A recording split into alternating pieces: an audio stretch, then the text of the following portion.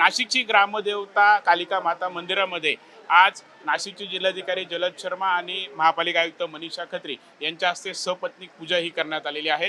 Sir, तुमच्या हस्ते पूजा झाली आहे, काय प्रार्थना केली देवीकडे? आज नवरात्रीचा पर्व सुरू झालेला आहे।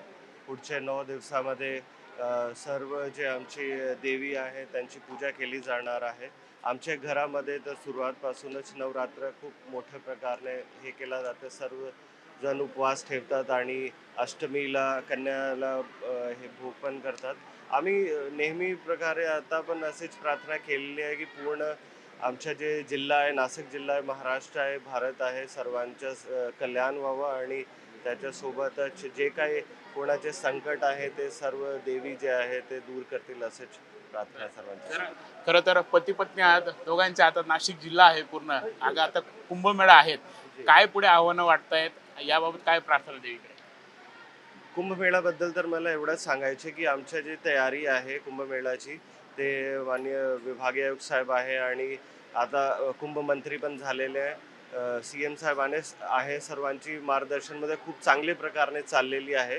आता त्याच्यासोबत पुढचं आव्हान आहे की लोकांसमोर ते तयारी कसा होणार आहे, काय काय आहे त्याच्या लोकांपर्यंत पोहोचवणे, त्याच्या पण आम्ही आता सुरू केलेलं आहे। मग लोकांना जे नागरिक आहे आणि बाकी इंडियामध्ये जे लोक इच्छुक आहे येण्यासाठी त्यांना सोयीसुविधा आणि काय काय निर्माण केलं जाणार आहे त्याबद्दल नीट माहिती देण्याचे आम्ही आता काम सुरू करतो। मॅम, नवरात्र करता महिलांचा उत्सव म्हटला जातो।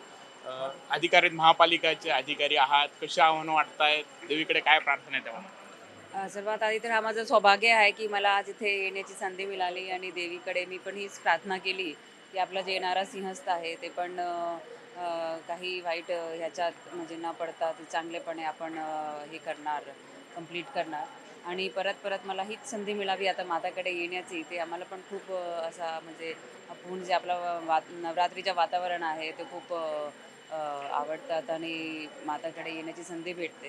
तर सगळ्यांना हेच आहे की या माताचे दर्शन करा, माताची प्रार्थना करा की आपल्या नाशिकच्या म्हणजे समृद्धीसाठी आपण माताकडे येऊ। हे 9 दिवस मनीषा खत्री यांचे कसे असतात? त्या 9 दिवसात काय काय देवीचा जागर कसं करतात, किंवा वेगवेगळे रंग देखील असतात देवीचे, कसे पूर्ण उत्साह असतो?